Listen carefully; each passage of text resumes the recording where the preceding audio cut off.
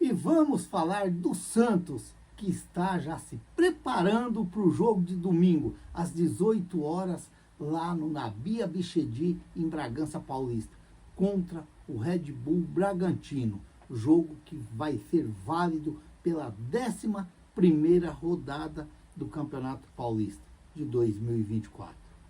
É claro que agora está quase todo mundo já com os mesmos tantos de jogos dentro do Campeonato Paulista, faltando apenas São Paulo e Internacional, que vão disputar o jogo que estava faltando para igualar agora às 21h30 lá em Brasília, no Mané Garrincha. Lembrando que o Palmeiras venceu a Portuguesa agora há pouco, lá no Canindé, por 2-0. O segundo gol do Palmeiras já foi nos acréscimos. Mas a Portuguesa fez até um razoável primeiro tempo contra o Palmeiras. Estava até bem no jogo. Mas bastou o Vitor Andrade, que ontem, no último vídeo que eu fiz aqui, eu disse que é um baita de um jogador, é muito bom e que muitos times poderiam estar de olho no Vitor Andrade, até mesmo para disputar o Campeonato Brasileiro da Série B ou da Série A, mas ele já pisou na bola. Ele pisou na bola e foi expulso num lance que ele disse que recolheu o pé. Jamais ele recolheu o pé. Ele levou o pé para atingir o jogador do Palmeiras. Ele levou o pé. Olha, tem uns jogadores que deveria o clube punir o jogador. Devia punir o jogador, porque às vezes você prejudica todo o trabalho de um time apenas em um lance, por bobagem do jogador. Para mim, o Vitor Andrade levou o pé, sim, para atingir o jogador do Palmeiras. O jogador do Palmeiras deu o carrinho, ele deu uma que saltou por cima e disse que recolheu o pé, mas não. Você vê que ele leva o pé para atingir o jogador. Quer dizer, é jogador que falta o parafusinho, falta aquela porquinha para ajeitar. Porque o cara sabe que tem câmera para todo lado no estádio. Vai pegar, vai ver e o cara faz daí. E prejudicou a Portuguesa. Claro, porque depois que ele foi expulso, o Palmeiras foi lá, fez 1-0 e depois fez 2-0. Como se diz, é um resultado normal para o campeonato. A gente torce, a gente tem interesse no resultado, mas infelizmente a gente tem que saber e tem que ter a noção que o Palmeiras é muito, muito, muito mais time que a Portuguesa de Desporto, no momento. E uma outra coisa que eu quero voltar a falar outra vez aqui. Eu já disse e vou falar outra vez. Olha, a Federação Paulista, para o campeonato do ano que vem, ela vai ter que rever isso daí. Ela vai ter que rever isso daí. Porque o Santos pode fazer a próxima fase com Portuguesa, ou com o Ituano, ou com o Santo André. A Portuguesa com 7 pontos, o Santos é líder com 22 pontos, a Portuguesa tem 7 pontos, o Ituano tem 6 pontos e o Santo André tem 5 pontos. Olha, se caísse 3 no campeonato, o Santos poderia fazer a próxima fase com um time rebaixado.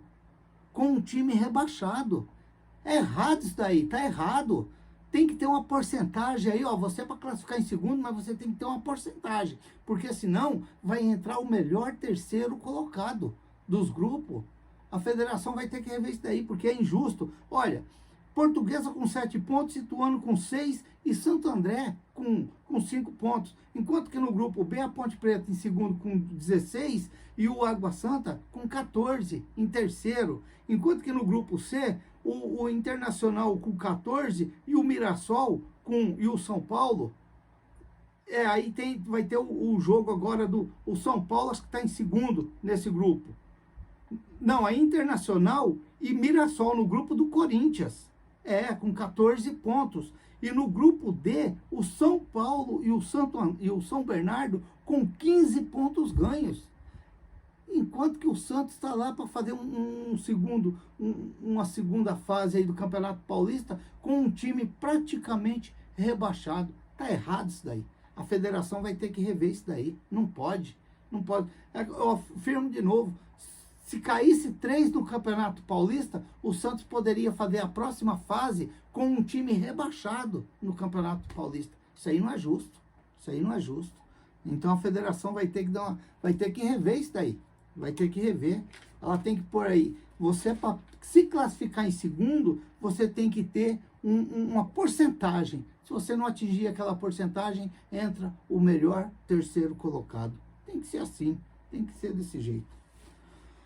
Olha, o Santos, que hoje foi poupado dos treinos, o João Schmidt, que disse que estava com a fadiga muscular, tá certo, tem que poupar, já está classificado. Se está sentindo alguma coisa, tem que deixar reservado mesmo. E o Juliano, que ele não jogou domingo, eu até estranhei, eu disse aqui, será que está recuperado mesmo? E hoje ele não foi para os treinos, quer dizer, o Juliano certamente está sentindo ainda alguma coisa.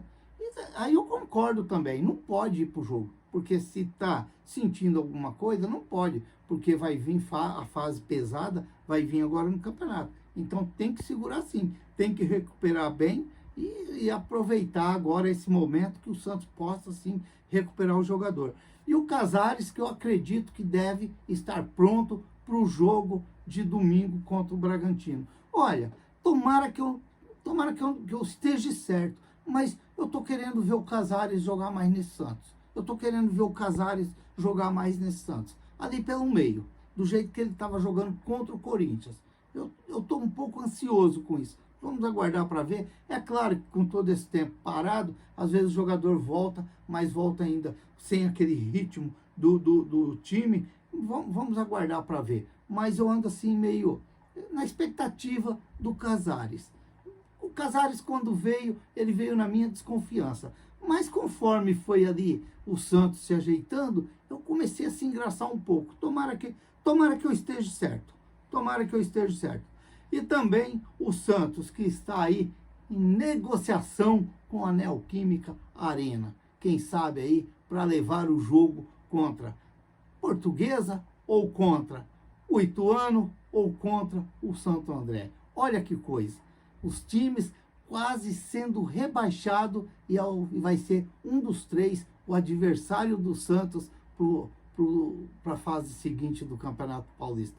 E isso que é o perigo, é esse que é o perigo, que de repente a zebra no futebol ela anda solta e de repente um time desse pega um dia que o Santos não está bem e eles estão bem e de repente acontece aquela tragédia dentro do futebol que ninguém gosta nem de lembrar e nem de falar. E eu já estou falando porque dá medo às vezes.